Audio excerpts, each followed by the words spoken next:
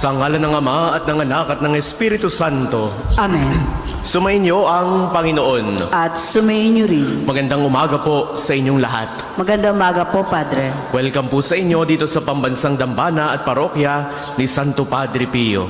Tayo po ngayon ay nasa Lunes sa ikalimang linggo sa panahon ng muling pagkabuhay ng ating Panginoong Hesus. Sa atin pong pagsasama-sama sa banal na pagdiriwang na ito, muling ibinabahagi sa atin ng ating Panginoon ang mensahe ng pagmamahal. Naway patuloy nating matanggap ang biyaya ng pagmamahal mula sa Diyos at matutunan natin itong ibahagi sa lahat ng ating makakasalamuha.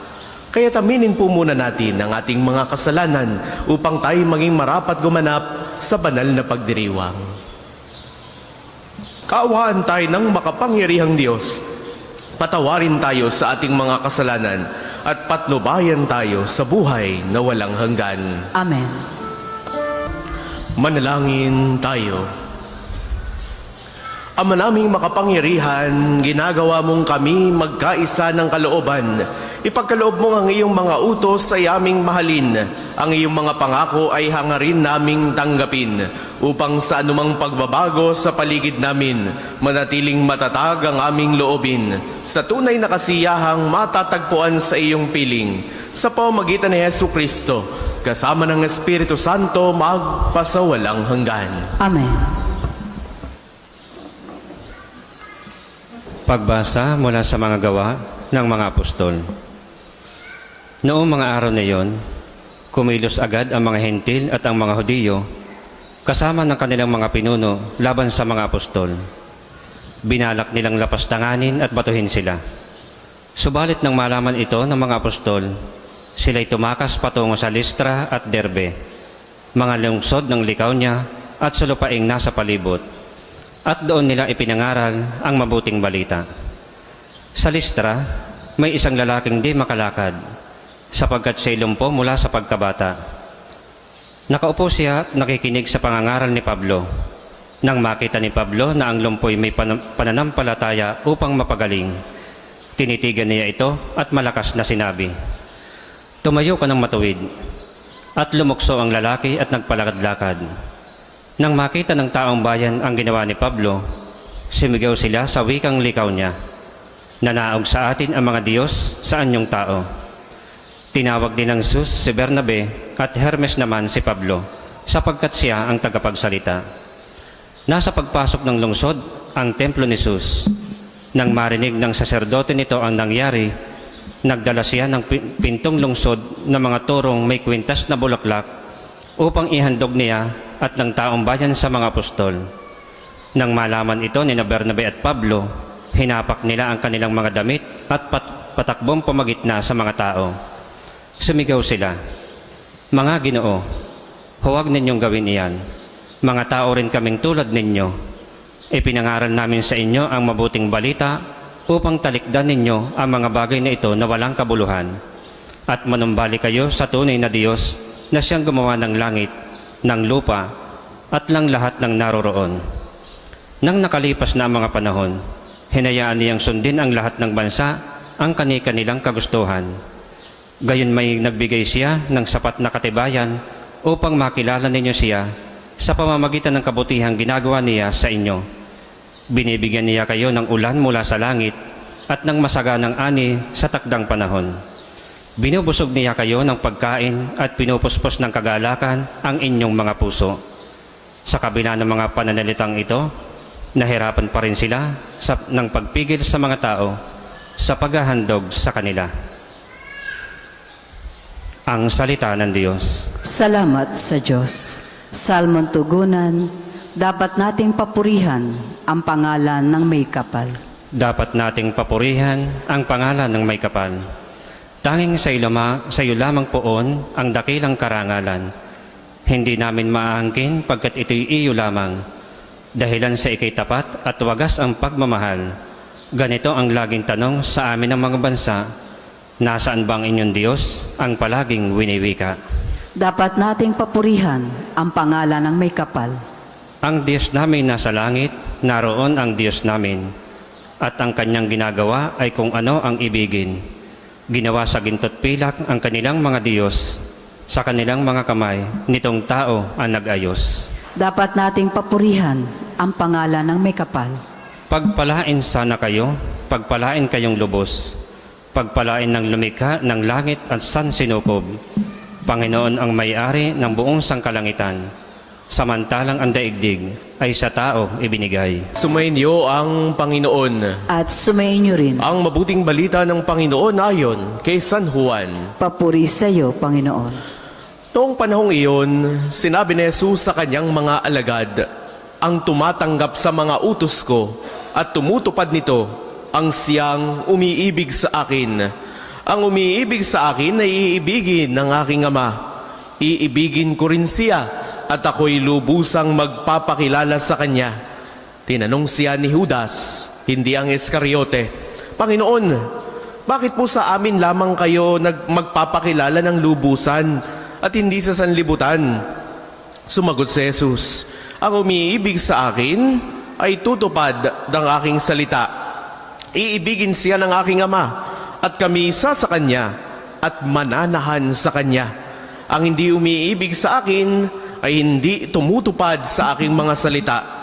Hindi akin ang salitang narinig ninyo, kundi sa Amang nagsugo sa akin. Sinabi ko sa inyo ang mga bagay na ito, samantalang kasama pa ninyo ako. Ngunit ang patnubay, ang Espiritu Santo, na susuguin ng Ama sa pangalan ko, ang siyang magtuturo sa inyo ng lahat ng bagay at magpapaalala ng lahat ng sinabi ko sa inyo. Ang mabuting balita ng Panginoon. Pinupuri ka namin, Panginoong Heso Kristo. Sa inyo pong lahat na naririto at nakikibahagi sa ating banal na pagdiriwang, sa mga sumasama po sa atin sa pamamagitan ng ating Facebook Live, sa mga pilgrims pong naririto, mga nanggaling po ng iba't ibang bayan at mga karatig probinsya, mga deboto't namimintuho kay Santo Padre Pio. Muli po, magandang umaga sa inyong lahat. Ang umiibig sa akin ay tumutupad sa aking mga utos.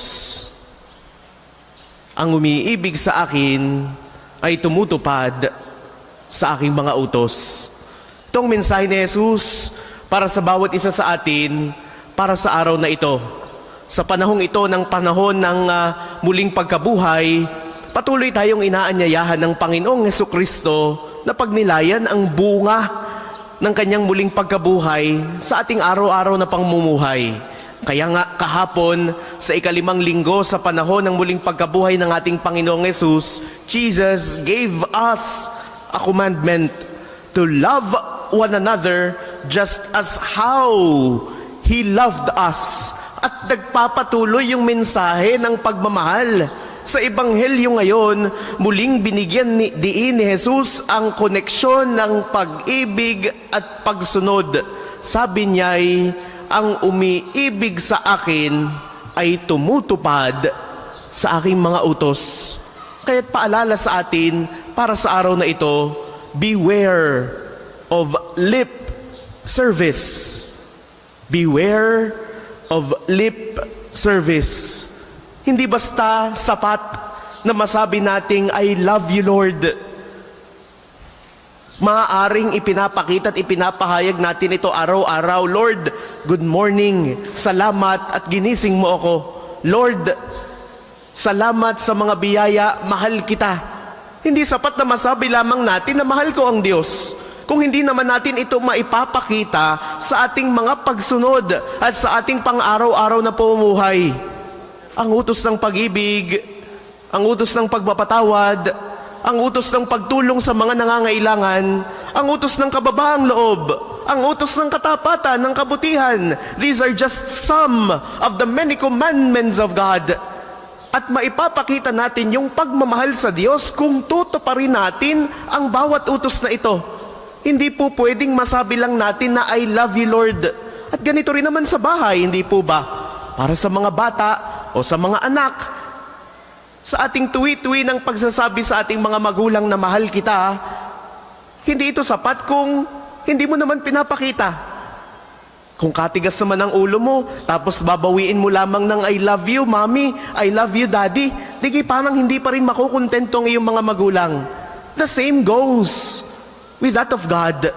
Hindi po pwede na masasabi lamang natin, pero hindi naman natin ipinapakita. Ang pagmamahal sa Diyos dapat may ebidensya. Ang pagmamahal sa Diyos ay may kalakip na pagsunod. Kung mahal natin ang isang tao, gusto natin laging masaya yung ating minamahal. Paano natin mapapasaya ang isang taong minamahal? Para sa mga nanliligaw, hindi po ba paulit-ulit mong ibinibigay ang gusto o ang paborito ng iyong iniirog? Sa mga anak, paulit-ulit mong sinusunod ang utos ng iyong mga magulang. Nag-aaral ka ng mabuti, nagbibigay ka ng matataas o magagandang grades, ginagawa mo ang lahat ng kanyang mga tagubilin.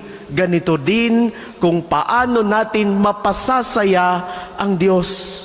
Kung tunay tayong mga Kristiyano, makikita ito sa ating mga pagsisikap na mamuhay ayon sa aral ng Ebanghelyo. Maaaring hindi ito laging madali, maaaring hindi laging sang-ayon sa atin ang ating mga karanasan. Kaya nga sa mabuting balita para sa araw na ito, Jesus promised the Holy Spirit. Ipinangako ni Jesus ang Espiritu Santo. Ang sabi, ang tagapagtanggol, ang Espiritu Santo, siya ang magtuturo sa inyo ng lahat ng bagay. Sa bawat oras na tila mahirap sumunod sa lahat ng ipinag-uutos ng Diyos, kapag tayo tinutukso, kapag tayo napapagod, kapag tayo pinanghihinaan ng loob, nandiyan ang Espiritu Santo na patuloy na magbibigay sa atin ng lakas, ng liwanag at ng gabay. Kaya't huwag tayong mag-aatubiling tumawag sa Kanya, lumapit sa banal na Espiritu. Holy Spirit, tulungan ninyo ako. Hindi ako makapagdesisyon, alin baga ang tama, alin baga ang mali. Parang tinatamad ako, bigyan nyo naman ako ng lakas. Parang pinanghihinaan ako ng loob, bigyan nyo naman ako ng gabay. Sa araw na ito, tanungin natin ang ating mga sarili, tapat ba ang pagsunod ko sa utos ng Panginoon? Ang akin bang mga desisyon ay nagpapakita ng tunay na pag-ibig sa Diyos? Tuwing kailan ako humihingi ng tulong sa Espiritu Santo sa aking mga kahinaan, mga minamahal kong kapatid, ang tunay na pag-ibig kay Kristo ay hindi lamang nandyan sa ating mga damdamin. Ang tunay na pag-ibig kay Kristo ay hindi lamang basta nakatanim sa ating mga puso, kundi ito'y makikita sa ating bawat desisyon na gagawin. Desisyon na maging tapat, desisyon na magpatawad, desisyon na magkawang gawa, at ipakita natin yung tunay na nilalaman ng ating mga puso, yung tunay na pag-ibig sa Diyos. Sa araw na ito, hilingin natin ang paggabay ng banal na Espiritu na turuan tayong magmahal ayon sa hinihingi at ipinag-uutos ng Diyos, na matutunan natin itong ibahagi sa ating kapwa. Dahil sabi ni Jesus, sa araw na ito, ang umiibig sa akin ay tumutupad sa aking mga utos. Manalangin kayo mga kapatid upang ang paghahain natin ay kalugdan ng Diyos amang makapangyarihan. Tanggapin nawa ng Panginoon itong paghahain sa iyong mga kamay, sa kapurihan niya at karangalan, sa ating kapakinabangan at sa buong sambayanan niyang banal. Ama naming lumikha, paakyatin mo sa iyong piling sa kalangitan ang aming mga panalangin kalakip ng haing mga alay, upang ang mga pinagindapat mong gawing dalisay ay maging marapat na makasalo sa piging ng iyong pagmamahal. Sa pamamagitan ni Hesu Kristo, kasama ng Espiritu Santo, magpasawalang hanggan. Amen. Sumainyo ang Panginoon. At sumainyo rin. Itaas sa Diyos ang inyong puso at diwa. Tinaas na namin sa Panginoon. Pasalamatan natin ang Panginoong ating Diyos. Marapat na siya ay pasalamatan. Ama naming makapangyarihan, tunay ngang marapat na ikaw ay aming pasalamatan.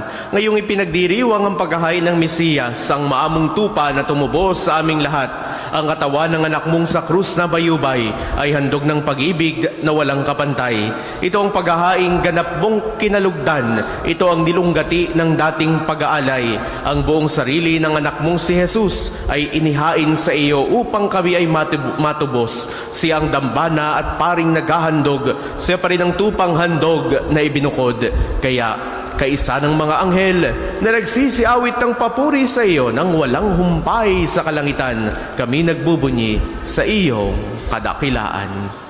Kung hindi po kayang lumuhod, manatili pong nakatayo na may paggalang. Ama naming banal, ikaw ang bukal ng tanang kabanalan. Kaya't sa pamamagitan ng iyong espiritu, gawin mong banal ang mga kaloob na ito upang para sa aming maging katawan at dugo ng aming Panginoong Jesucristo. Bago niya pinagtiis ang kusang loob na maging handog, hinawakan niya ang tinapay, pinasalamatan kaniya. Pinagkati-hati niya iyon, iniabot sa kanyang mga alagad at sinabi, "Tanggapin ninyong lahat ito at kanin. Ito ang aking katawan na ihahandog para sa inyo."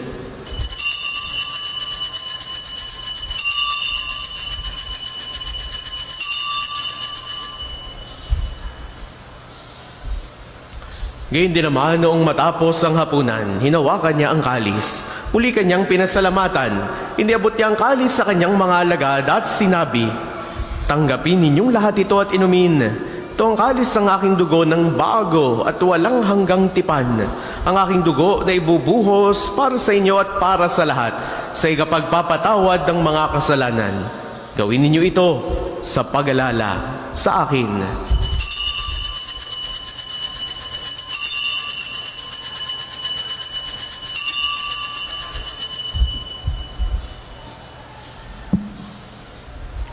Ipagbunyi natin ang misteryo ng pananampalataya. Si Kristo'y namatay, si Kristo'y nabuhay, si Kristo'y babalik sa wakas ng panahon. Ama, ginagawa namin ngayon ang pag-alala sa pagkamatay at muling pagkabuhay ng iyong anak. Kaya tiniaalay namin sa iyo ang tinapay na nagbibigay buhay at ang kalis na nagkakaloob ng kaligtasan. Kami nagpapasalamat dahil kami iyong minarapat na tumayo sa harap mo para maglingkod sa iyo. Isinasamo namin kaming magsasalo-salo sa katawan at dugo ni Kristo ay mabuklod sa pagkakaisa sa pamamagitan ng Espiritu Santo. Ama, lingapin mo ang iyong simbahang laganap sa buong daigdig. Puspusin mo kami sa pag-ibig, kaysa ni Leon na aming Papa at ni Gilbert naming Obispo ng Tanang Kaparian. Alalahanin mo rin ang mga kapatid naming nahimlay nang may pag-asang sila'y muling mabubuhay, gayon din ang lahat ng mga pumanaw. Kaawaan mo sila at patuloyin sa iyong kaliwanagan. Kaawaan mo at pagindapatin kaming lahat na makasalo sa iyong buhay na walang wakas. Kaisa ng mahal na Birheng Maria na ina ng Diyos, ni San Jose na kanyang kalinis-linisang esposo, kaisa ng mga apostol at ng lahat ng mga banal, ni Santo Padre Pio na namuhay dito sa daigdig ng kalugod-lugod sa iyo, may pagdiwang nawa namin ng pagpupuri sa ikararangal mo sa pamamagitan ng iyong anak na aming Panginoong Heso Kristo. Sa pamamagitan ni Kristo, kasama niya at sa Kanya, ang lahat ng parangal at papuri ay sa iyo, Diyos amang makapangyarihan, kasama ng Espiritu Santo, magpasawalang hanggan.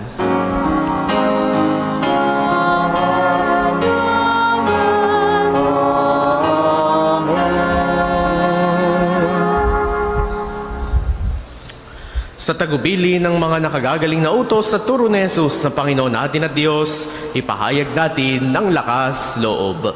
Hinihiling namin kami adya sa lahat ng masama. Pagkalooban ng kapayapaan na araw-araw, iligtas sa kasalanan at ilayo sa lahat ng kapahamakan, samantalang aming pinananabikan ang dakilang araw ng pagpapahayag ng tagapagligtas namin, si Hesu Kristo. Sa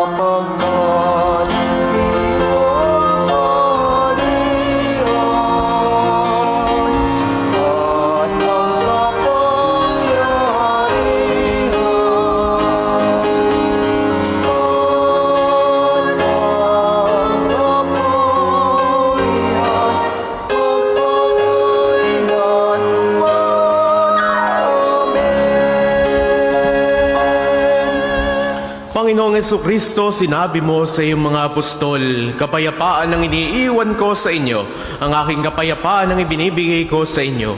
Tunghayan mo ang aming pananampalataya, tuwag ang aming mga pagkakasala. Pagkalooban mo kami ng kapayapaan at pagkakaisa ayon sa iyong kalooban. Kasama ng Espiritu Santo, magpasawalang hanggan. Amen. Ang kapayapaan ng Panginoon ay laging sumainyo. At sumainyo rin. Magbigayan kayo ng kapayapaan sa isa't isa. Peace be with you.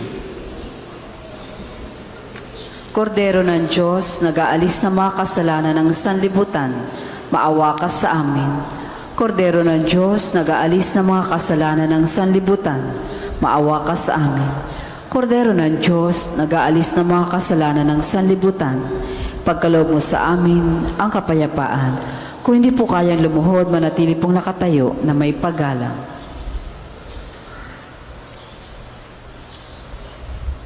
Ito ang kordero ng Diyos. Ito nag-aalis ang mga kasalanan ng sanlibutan, mapalad ang mga inaanyayahan sa kanyang piging. Panginoon, hindi ako karapat-dapat na magpatuloy sa iyo, ngunit sa isang salita mo lamang ay gagaling na ako. Manalangin tayo.